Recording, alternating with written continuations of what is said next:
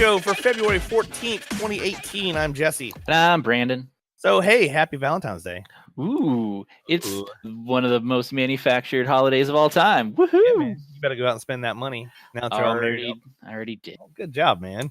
It's all spent. I haven't done shit. So anyway, welcome back to the Square Peg Show, guys. We're glad you joined us. And hopefully you listened to the last episode. If you didn't, check that out. We got it on YouTube's, we got it on Spreaker, we got it on SoundCloud, we got it all over the place. And again, I asked last week that if you guys let us know where you get your podcast from, because we want to kind of point our focus in that direction so that way we can get it back onto iTunes and get on Google Play, that kind of stuff, and that'll help us out a lot. So without further ado, I'm just going to go ahead and jump in here. There's a couple things that we've seen these past few days, and one of which is a Venom trailer.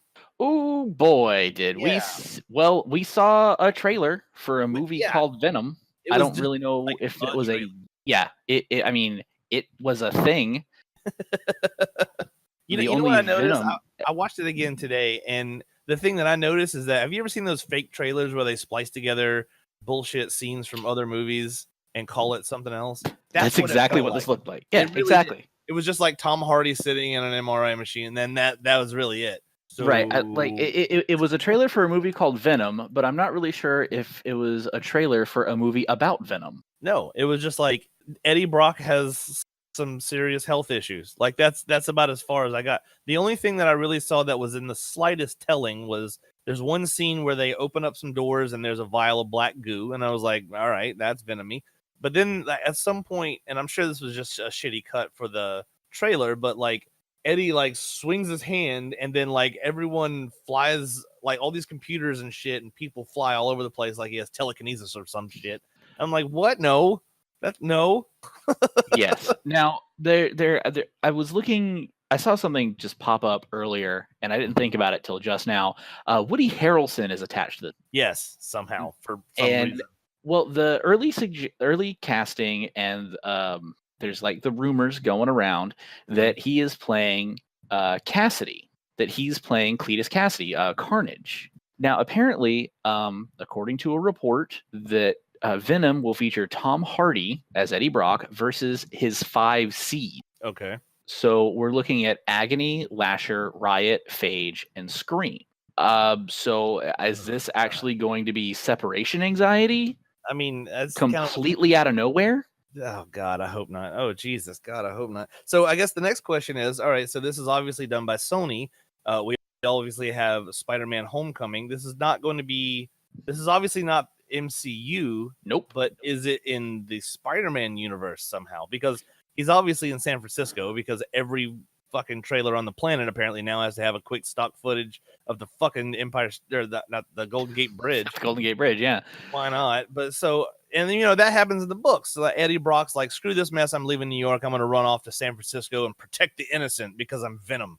And that didn't work out at all. So, I mean, is this going to be in that same universe kind of thing? Or how many Spider-Man universes are we going to have running concurrently? Well, I mean, I guess that's a good question. Maybe this is taking place in the Amazing Spider-Man continuity. But I thought Sony wasn't happy about that and killed off that universe. That's what I don't get, man. Like everything. Or is this a new Venomverse? It could be. Are we going to get Venom, Agent of S.H.I.E.L.D.? Oh no! Yeah. Is that going to be a thing that we get? Is this going to be like? Is this going to be anti-hero Venom? God no! I mean that's definitely the route that they're going to be taking. Is anti-hero Venom? Well, all right. He's going to like save a baby. Yeah, because that's what Venom does. He saves a baby out of a tree or something. I don't know. So now the only thing that really has me thinking twice about this movie, because I mean, as soon as I heard, I was like, this is bullshit. But it's Tom Hardy. And Tom Hardy don't play. So the last few things I've seen Tom Hardy in are Batman, Mad Max, and Inception. Like, this guy doesn't fuck around. So, or is this going to be Star Trek Nemesis? Which Tom Hardy was also in as a clone of Jean-Luc Picard. Yeah. It can really go either way. I think Sony knows that they really need to hit something out of the park because they have made some horrible decision. Oh yeah. by far. So I don't know. Well, that's something that we're just gonna have to wait and see what cooks and if we get So, any better trailers. so you guys let us know what you feel about this Tom Hardy quote unquote Venom movie, and we'll see what happens there. Now, another one of the movies that we actually kind of glossed over last week was Ant-Man and Wasp, because we did get a trailer for that and we didn't really talk a whole lot about that. So I wanted to kind of cover that up real quick. So the trailer comes out. We got Ant-Man and Wasp doing Ant-Man and Wasp things, and I'll be honest, as not great as the first movie was, this seems really cool and fun. It does seem like they will have more opportunity to play around with the growing and shrinking mechanics. Yeah. Since that kind of had to be explained, and he had to do the origin story, and he had to spend 10 minutes teaching an ant to move a sugar cube.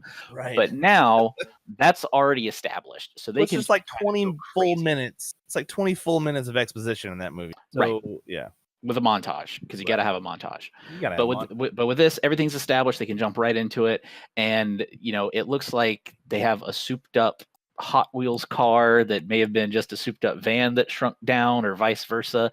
I don't know what's big and what's small, what started off big or what in this film series.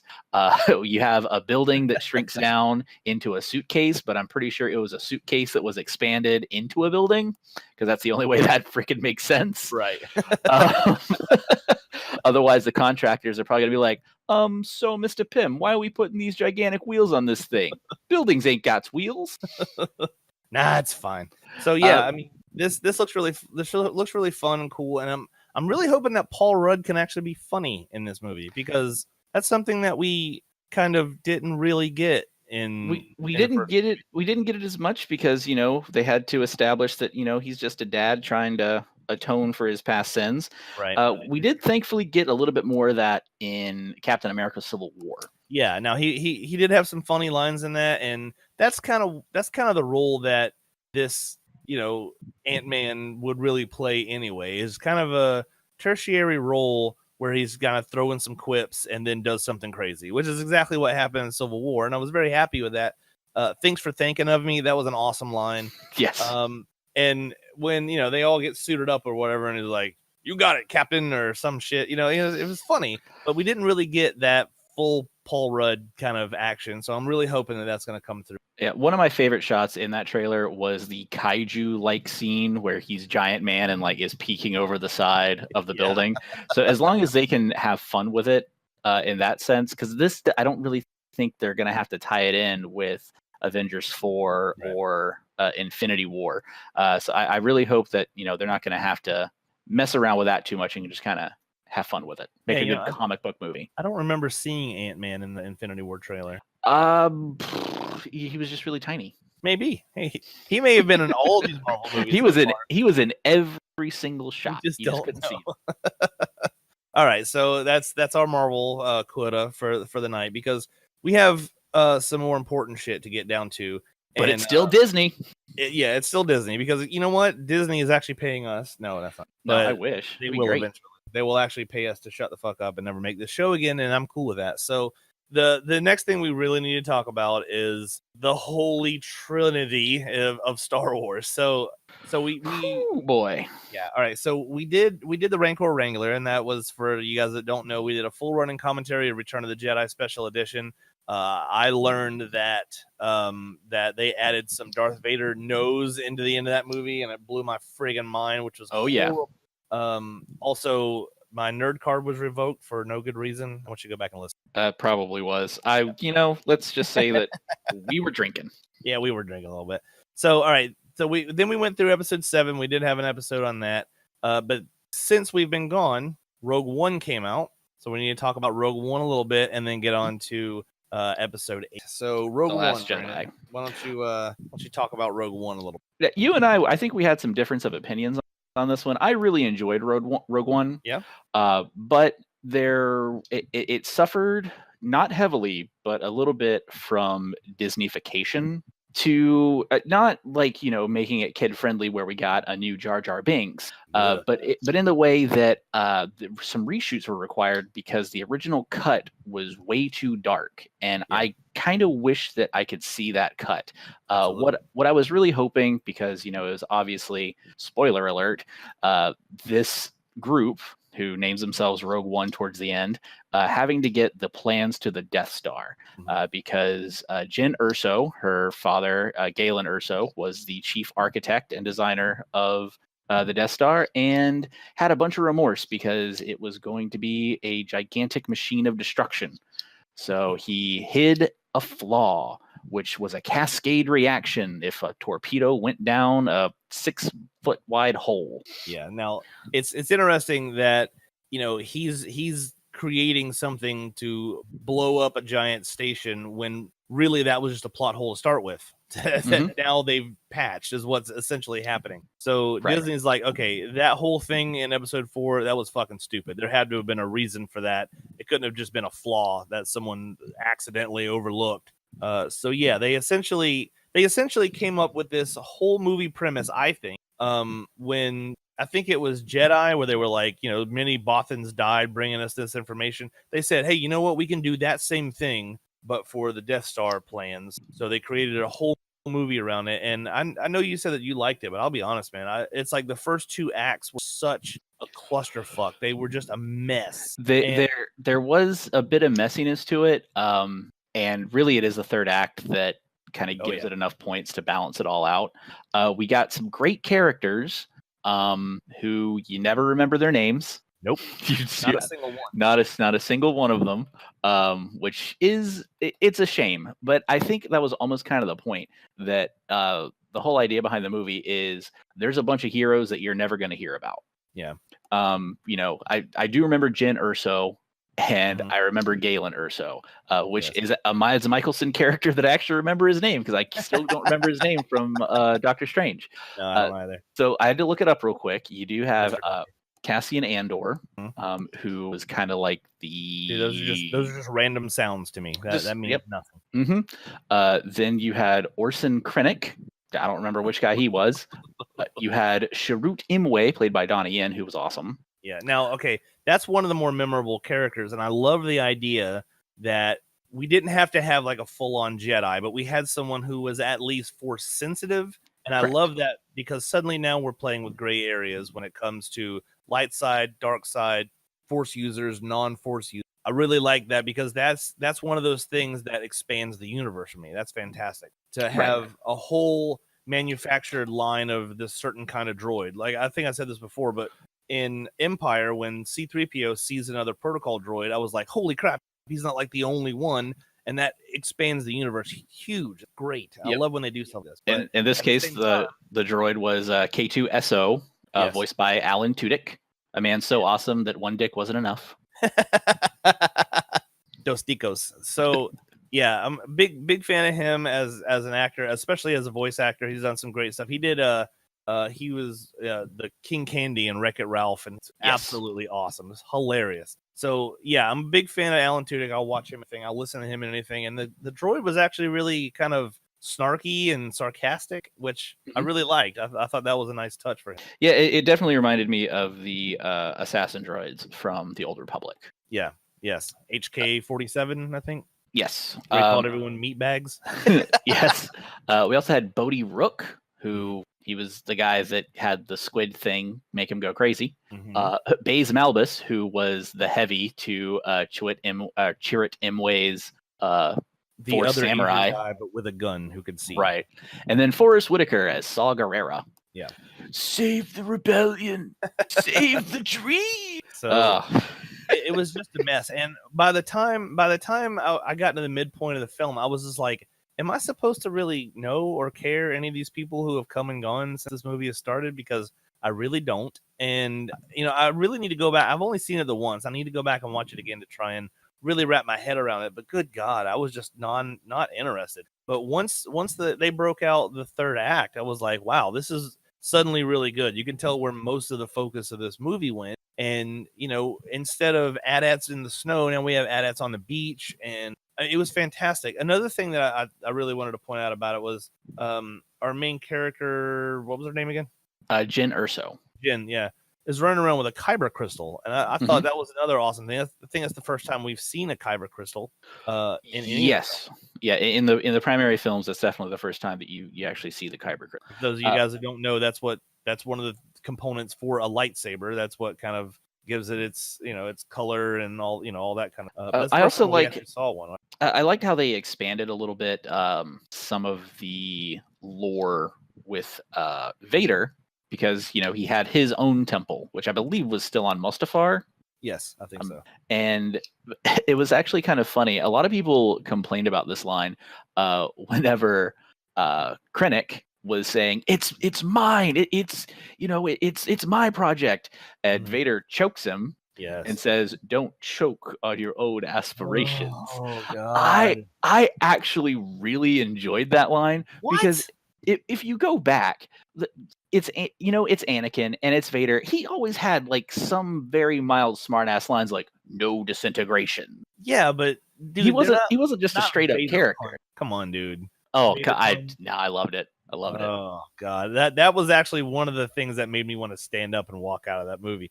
However, I can say that to me, while I feel like this is the second lowest Vader point, the first being no in both films, but this movie also had the best Vader scenes that, I mean, as far as concerned, because toward the end of the movie, everyone's trying to get the fuck out of there and they get the planes off, whatever, spoiler alert, and then Vader shows up in the dark and he just like lights up his lightsaber and just slashes through rebel soldiers like it was nothing. And holy crap, he's not only is he using his lightsaber, he's using the Force, he's choking one up against the ceiling. Amazing. This is what I was wanting to see with Ben. Here is something kind of interesting to think about. Vader in that scene, it's pitch black until his lightsaber comes up. Yep. But shortly after that, all the lights on his suit actually turn on, which are part of his life support system. Right. So in order to make a dramatic entrance, he turned off his life support system and held his breath until he could light up the lightsaber and go buck wild on those assholes. He has a stealth mode. It's cool. But before we finish up with Rogue One, there are two kind of elephants in the room that have to be addressed. Yes. And those are the two CGI characters. One, Grand Moff Tarkin. They had to create a CGI version of Peter Cushing, who honestly, in the lighting that they had his character in, worked pretty well. Unless you kind of knew it ahead of time and you like maybe didn't know who Peter Cushing was, you'd be like, oh, okay, there's a guy. Yeah. But knowing that it's Peter Cushing, you're like, it looks pretty good, but there's something not quite right.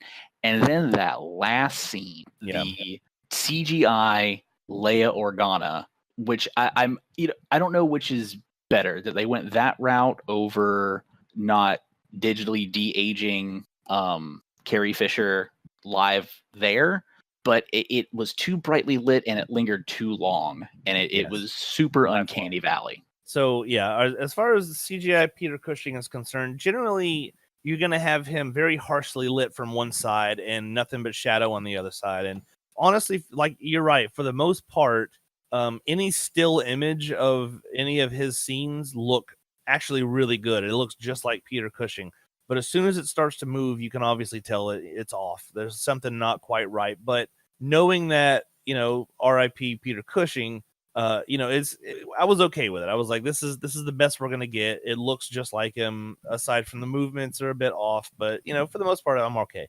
But once de-aged, fully CGI Carrie Fisher Princess Leia shows up, I was like, this is atrocious. This looks horrible. And I don't know. I mean, as far as I'm concerned, all right, look, so we've had a couple movies before this that did de-aging really well. One of which was, I think, the third X-Men movie where they de-aged Patrick Stewart and Ian McKellen. Yes.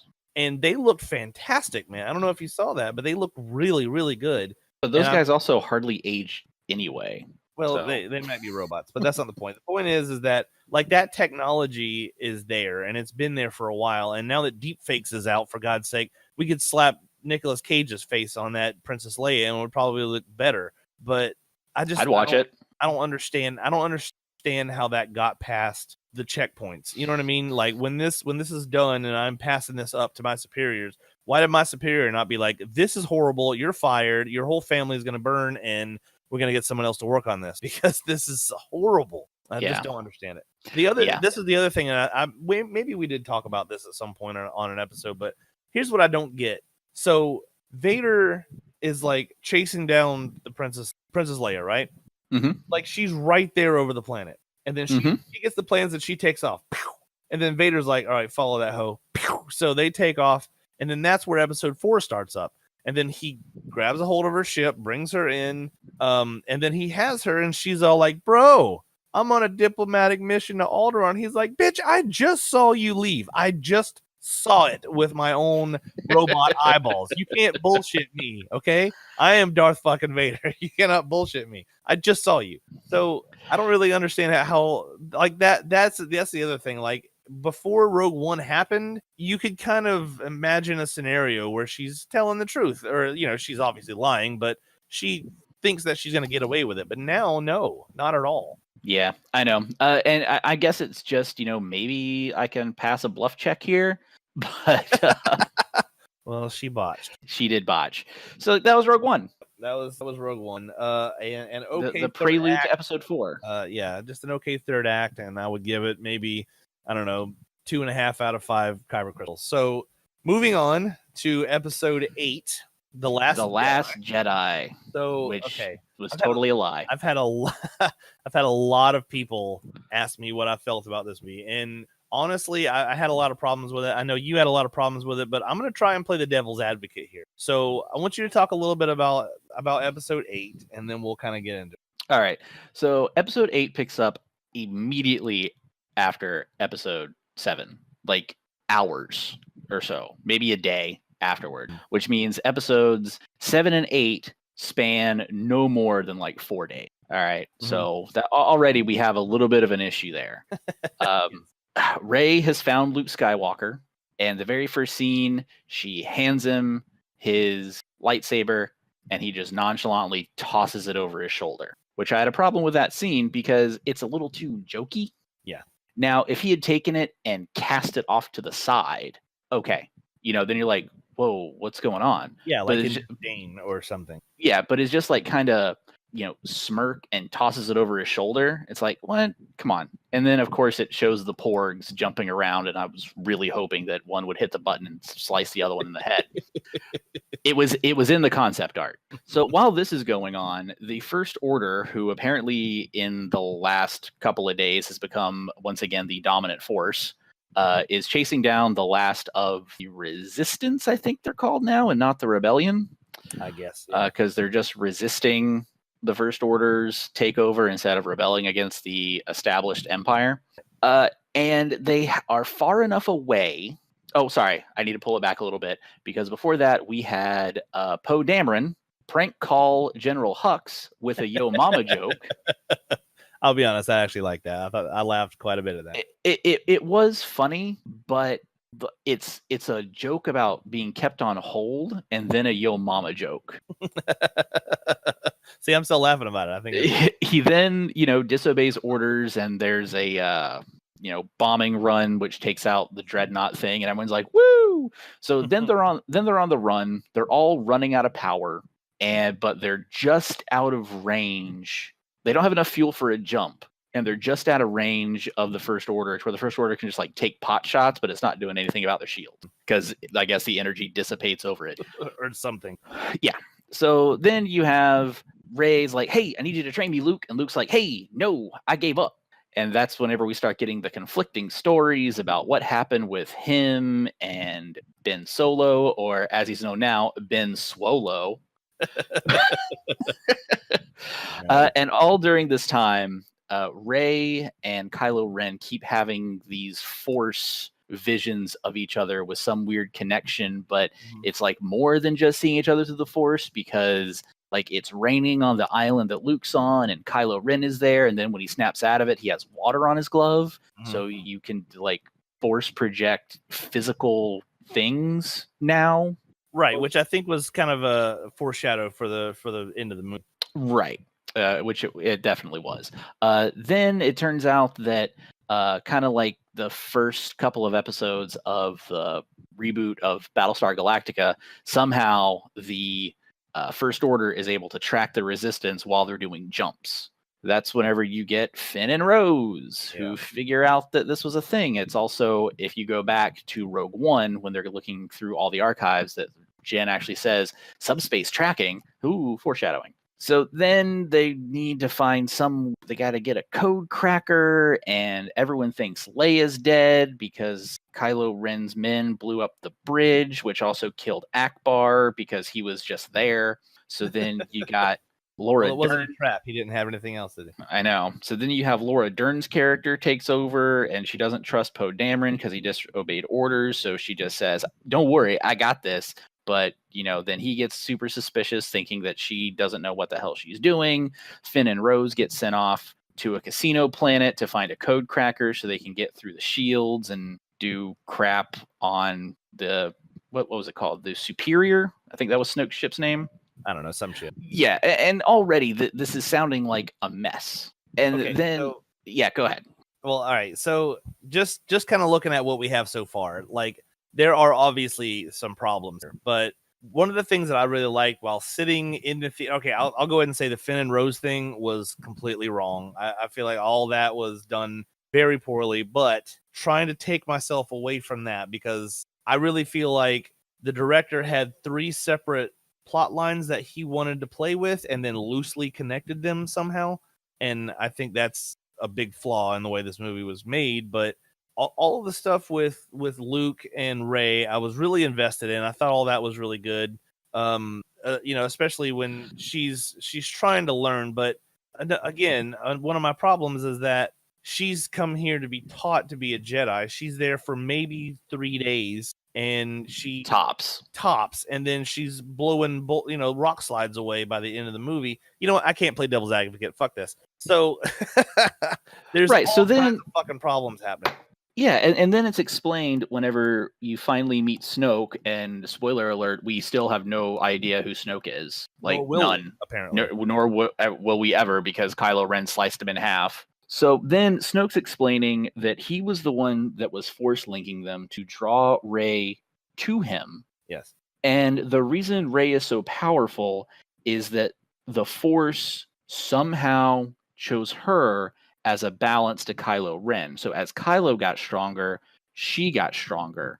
And they're like a yin and yang type thing with the light and dark, which really makes me question the entire rest of the Star Wars saga that we've seen so far. Yeah, and again, that's another one of those things that I feel like are weak, because it's romantic and pretty to think about it that way, but that just kind of steps all over everything else that we've learned so far about how the Force works and how people use that Force, and able to do whatever it is that they're doing. I like the idea that Snoke was able to link them and that they were able to experience each other that way, and it's kept happening even after he died. So again, that brings up the question, was he lying, or once that connection is made, it's hard to undo, maybe. I don't know. Right. But, and I think the main issue here is that they started writing The Last Jedi before The Force Awakens was even finished filming. Yes. And J.J. Abrams even said that they didn't really have plans. So you go from no plans to trying to wrap up things from episode 7 in episode 8, and Rian Johnson just kept playing against expectation. Like, Rey is no one. Oh, she's so strong because the Force just wanted it to be that way. Oh, Luke Skywalker doesn't give a shit about the Force, and he's just drinking alien titty milk.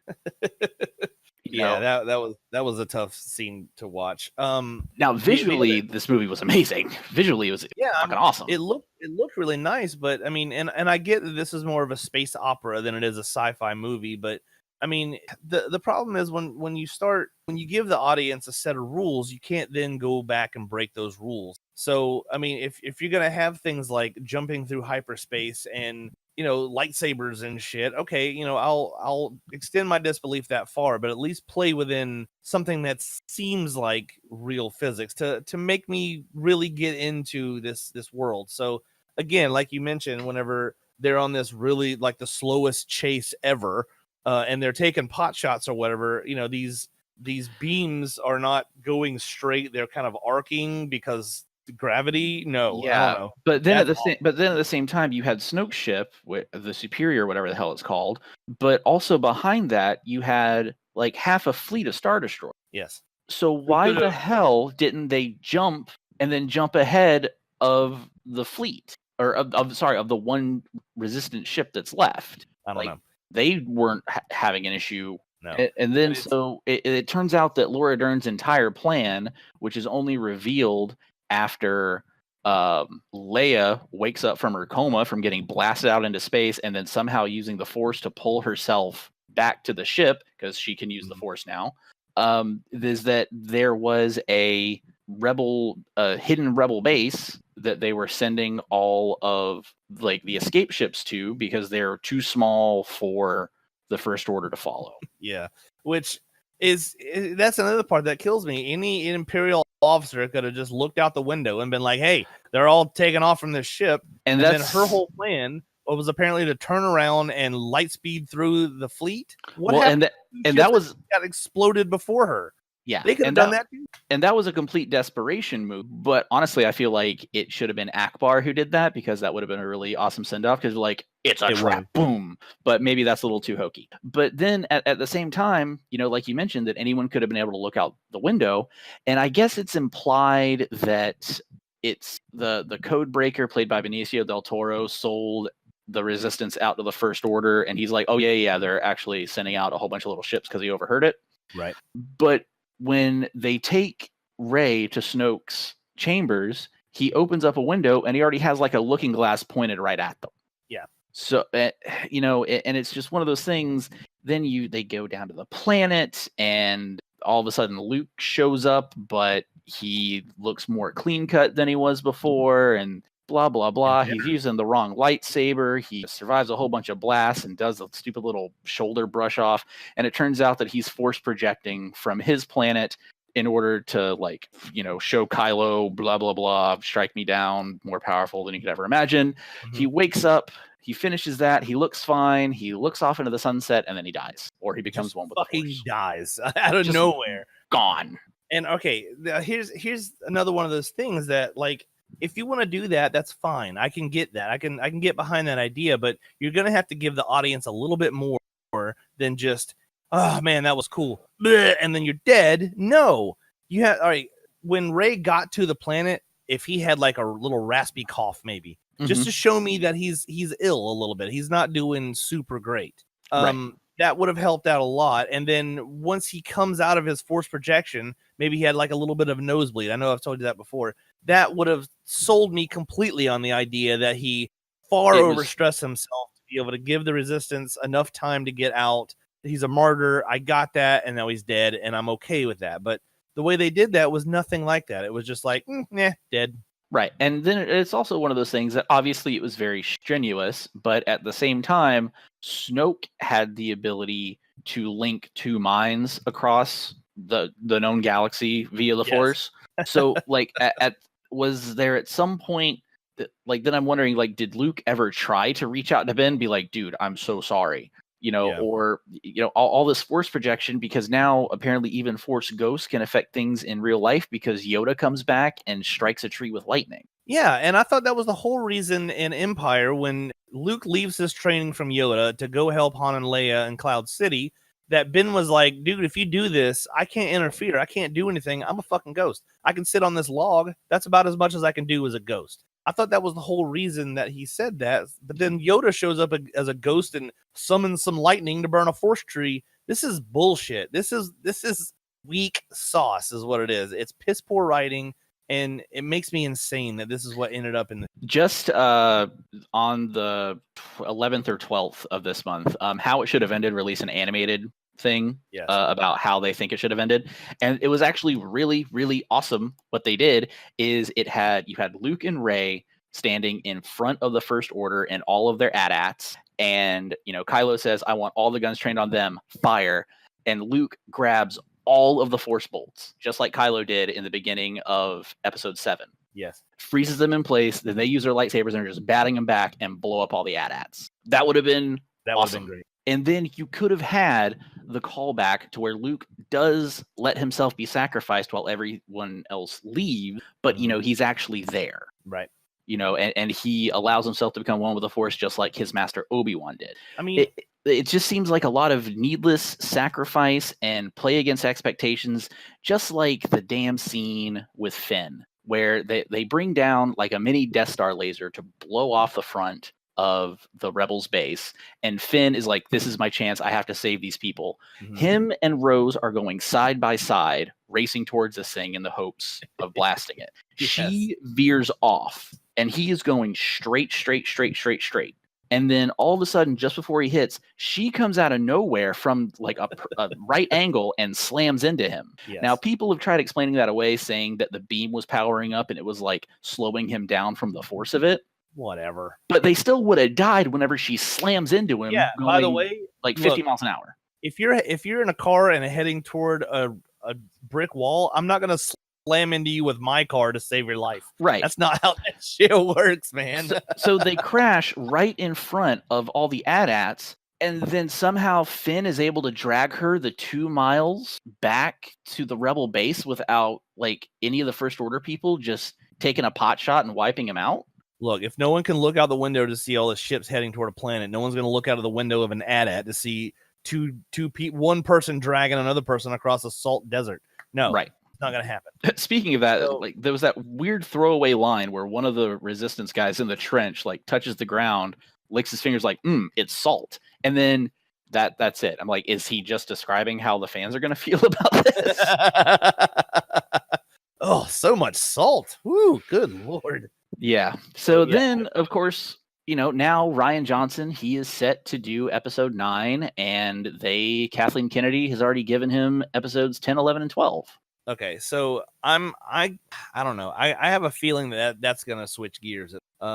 Because I mean, if the backlash is anything like I've seen it, then I don't know. I don't know if that's actually what's gonna end up happening. I really hope not. But obviously, Carrie Fisher is no longer with us, but they did not kill her in this. They did not kill her character in this movie. So obviously, there's gonna have to be something that is taken care of in episode 9.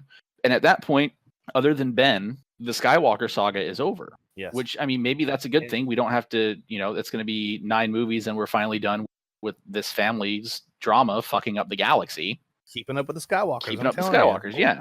So I don't know where they're going to go with it.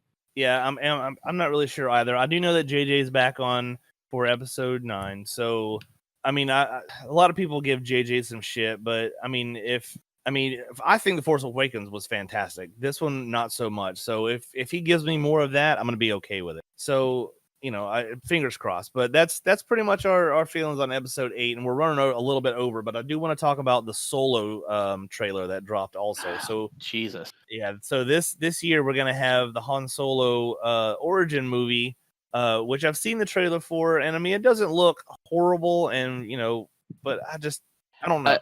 I don't buy the actor playing Han Solo as Han Solo. I think Donald Glover will be fine as Lando Calrissian. Yes. But I just feel like they are going to shove every important part of Han Solo's character, unless they're able to split it up in like time, like pods of time. Yes. They're going to he's going to save Chewie, meet Lando, win the Falcon, then do the Kessel Run all within like a 2-day period. Yeah. A 2-day period shoved into 2 hours. Yeah, that's the thing I'm really, really worried about also, because that just, I mean, our whole knowledge about Han and Chewie and Han and Lando is that they've known each other for a long time. They've been running around doing scandalous shit for a long fucking time, and they just happen to get wrapped up in this whole rebellion whenever he gives an old man and a teenager a lift to another planet. So one of the things also with Woody Harrelson attached to it as well, he's probably going to be the guy that he's going to, yeah, he's still going to play Carnage, but he's going to show up and, he's going to be in the vest. He's the one that gives Han the vest and the blaster. And then whenever someone's like, well, what should I do if I ever get in trouble? Just look at him and say, tell that to Kanji Club. My God. So one of the things that I noticed in the trailer is that like they're running around on speeders, and I swear to God, it was just the Fast and the Furious Star Wars edition, is what it was, because they're like drifting around corners on these fucking floating cars, and I'm like, no, dude, no. Now, I do feel like we're kind of playing into the stereotype that no one hates Star Wars more than Star Wars fans. But and this is an issue that we started having with the Marvel movies, and I think we touched on it in the last episode, is we're getting like an oversaturation. Yeah. Is there like, hey, here's Star Wars, here's Star Wars, here's Star Wars, here's more Star Wars, here's a side story of Star Wars, here's another character, we're going to do an Obi-Wan, we're going to do a Boba Fett, you know, we're going to do all this stuff. And it's like, just make a good movie. Yeah. I'm not saying that any of these movies are bad, but like with The Last Jedi, underneath the hot mess, there was a good story, and there are a few things you could change to make that movie infinitely better. And I think that's going to be the problem with the Solo movie. I think you're right, and I also agree that there was a good story in Episode 8, but I feel like Zack Snyder does the same shit, where it's more about the visual than it is the actual plot line or the story, and I'm worried that's going to happen in Solo. But another one of the things I wanted to touch on, really, the way the Falcon looks. So you get a quick view of the inside, and it's nice and white and shiny and clean, which I thought was but you also have, instead of like these two little pylons that stick out of the front, like they're connected, and I thought that was a really interesting touch. So apparently that's probably going to change toward the end of that movie also, so we get the Falcon like we've always seen it.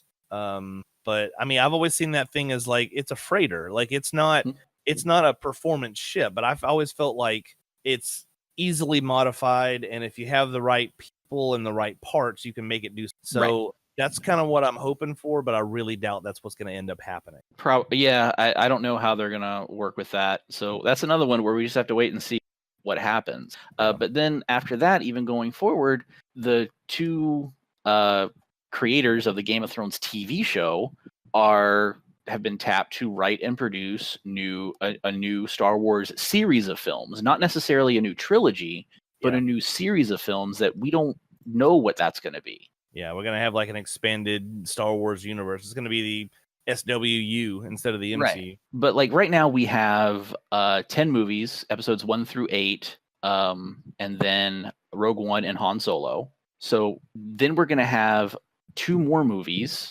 Or sorry, we still have episode 9, and then episodes 10, 11, and 12. And then these guys say that they just do 2 films. That's 6. We're going to have like close to 20 Star Wars movies, not including the Clone Wars TV series and Star Wars Rebels, which are all part of the Christmas special.